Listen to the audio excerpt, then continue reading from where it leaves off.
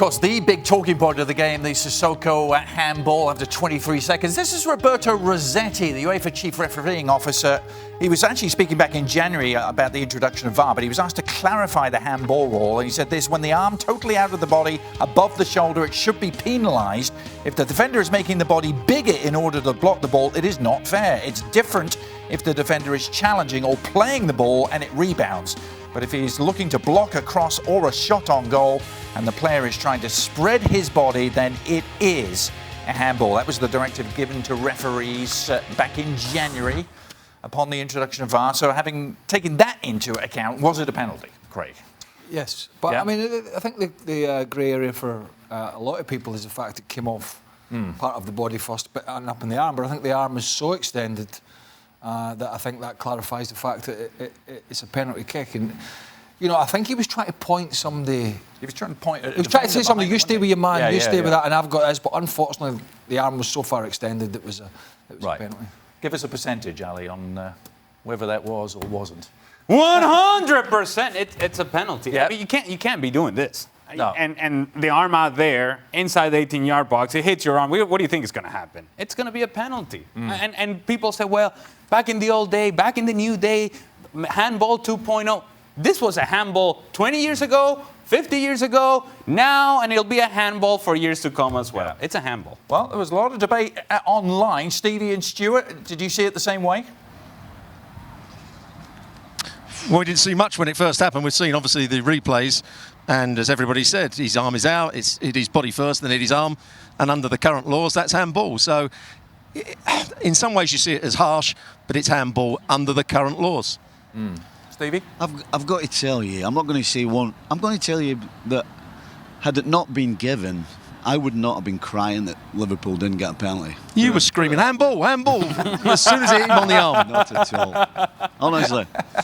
Come on, ref. I can honestly stand here and tell you that if it hadn't been given, I wouldn't have been crying about it. I mean, it's the law now is so confusing. You know, it's come off his chest and hit his arm. I thought that meant it wasn't a penalty, but seemingly whatever his name was that you spoke about there says it's a penalty. So I'm a little confused the way the rules are now, but for me, if it hadn't been given, I wouldn't have had a problem with it. That was Roberto Rossetti. That guy. Yeah, that guy. Whoever he is. That bloke. Whoever he is. Stevie, Virgil van Dijk and Alisson, obviously, looking back and comparing Liverpool's final 12 months ago in Kiev, they have made some difference, haven't they? Absolutely phenomenal. I said to Robert 2 minutes ago, I said, you know, yes, he had to make some saves, but he never looked as though anything was going to beat him.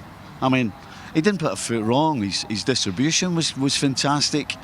And he just looks so calm. I mean, he looks as though he could smoke a cigar while he's in goals. And his partner in front of him, Van Dijk. Yeah. I mean, the one time I thought Son had actually done him in the penalty box, and he just changed gear, made the challenge and gave a corner away. I mean, the two of them have been nothing short of phenomenal, no question. Stevie, he fills the goal, didn't he? We've talked about it. Sorry, Robert, we've talked about it and the fact that you know, I've not seen Alisson actually in the flesh being at a game, but I don't know what it looked like for you guys there, but he just looks such a massive physical presence in that goal. Yeah. Far more than Lloris up the other end. He looks a massive presence. He held on to everything that came his way. When he had to push it round the post, he pushed it round the post. He made good decisions. He made good decisions on the ball as well. You know, and that's what Karius didn't do last year. His all-round game was excellent. Good saves, good decisions, and also comfortable on the ball, and just has that little bit of presence about him. The play didn't come off in the end, but there was one distribution by Alisson on a half volley to Mohamed Salah down the right-hand side that created a counter-attack for Liverpool that just gives you an idea of what he can give you, similar to what Ederson does for Manchester City.